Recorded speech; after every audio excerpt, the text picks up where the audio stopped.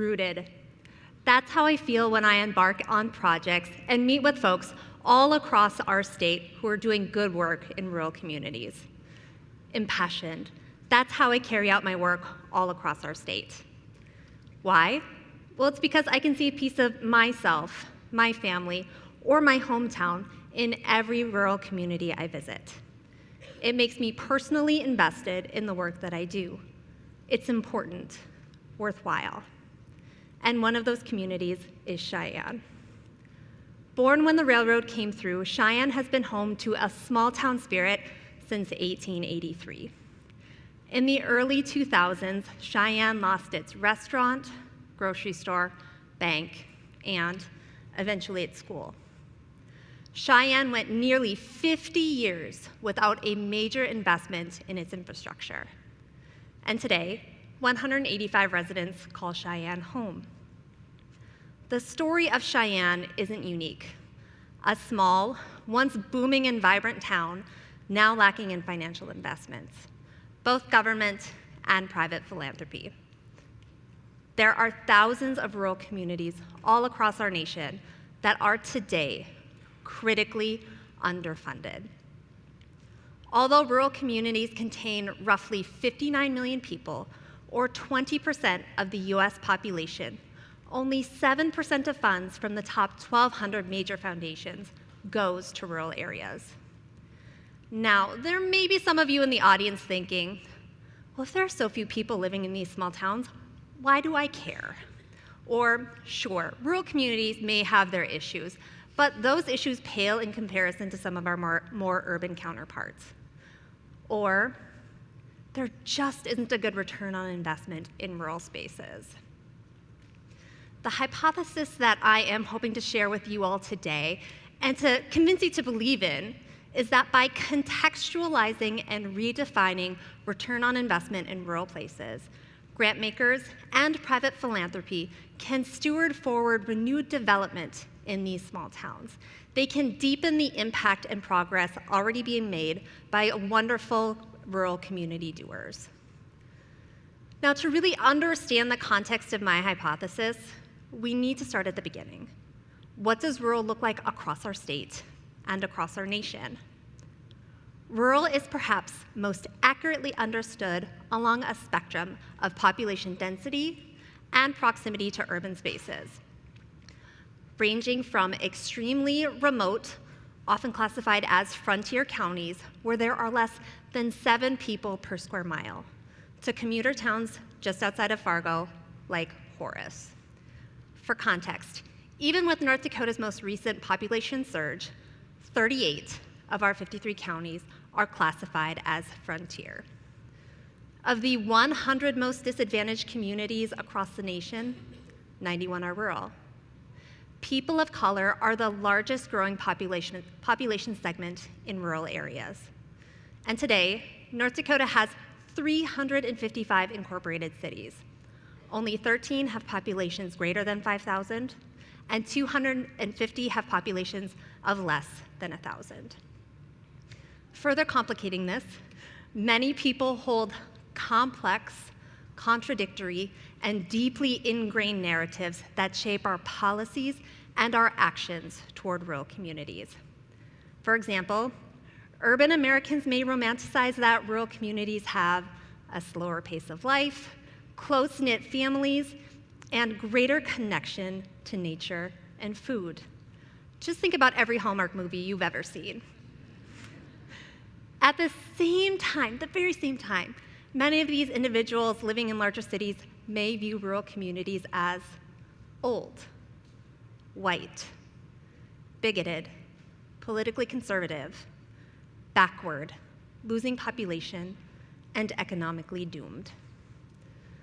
So what exactly is or isn't happening that is adding to the current state of rural underfunding? Throughout my career of writing grants and seeking investments in rural areas, I've run into 3 significant barriers. The first, structural urbanism, where foundation philosophies and government grant-making formulas are biased toward density and scale.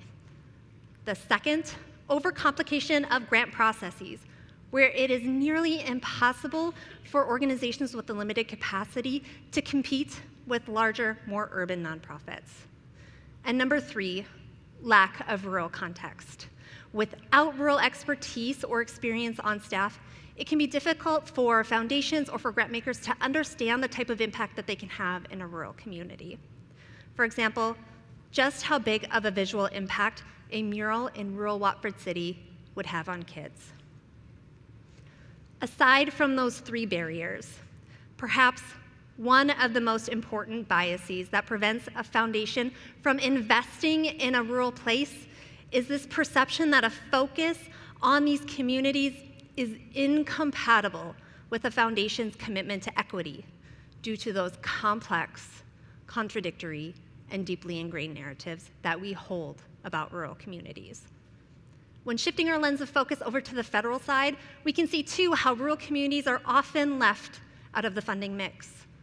There are more than 400 federal programs designed for rural communities, and these programs that are designed to help often end up backfiring because there is not enough capacity and resources available on the ground within these communities to evaluate, apply for, and report on federal funding. Current metrics and typical ROI measurements can be problematic for rural areas. We can't only think about impact in terms of size, like how can we scale this up?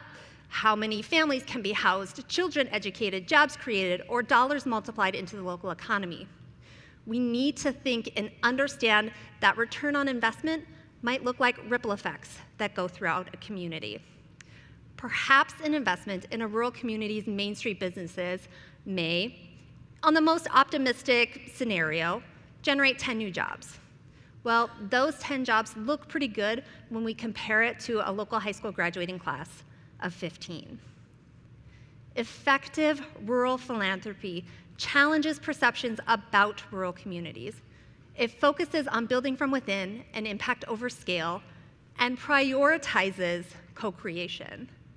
How might we all, grant makers, rural community doers, urban investors alike, push ourselves to the edge of our authority, to the edge of what is currently being practiced in philanthropy, to reach just a little bit higher, to achieve a reality where investments are not only available, but they are achievable and accessible. With our design process at Strengthen ND to stand up the Creative Community Solutions grant-making program funded by the Bush Foundation, we worked deeply with members of the broader North Dakota community and subject matter experts to, number 1, eliminate application hurdles by designing a process that prioritizes storytelling. We said goodbye to complex grant processes and an exact application. No jargon, just tell us your vision for innovation and how you plan to get there. To number 2, walk alongside our grantees, supporting them to be successful while also allowing them to move at their own pace. To number 3, understand change takes time in communities. We allow up to a 6-year project period for our grantees. That way that organizations and coalitions working within communities can move at the speed of trust. They can move at the community's pace. Number 4, to think differently about what a typical grantee looks like. Not all successful projects will fit in the current nonprofit system or incorporation.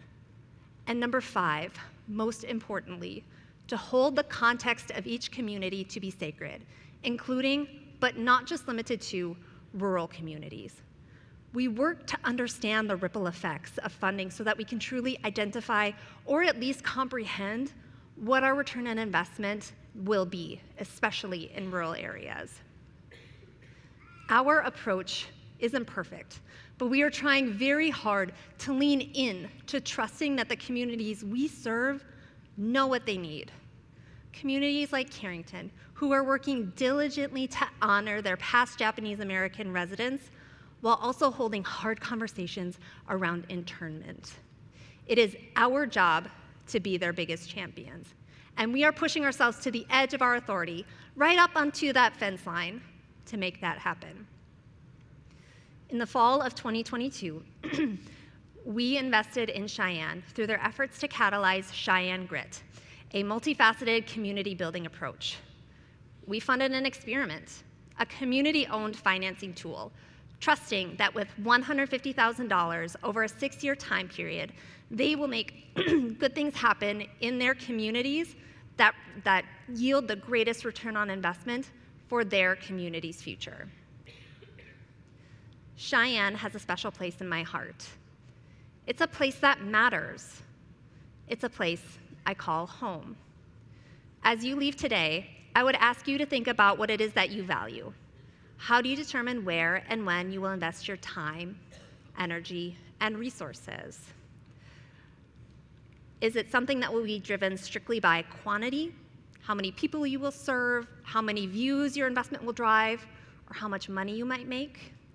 Or are you open to thinking about a different kind of return on investment? One that might not be immediately visible or yield that greatest output, but with time and support will strengthen the place you call home.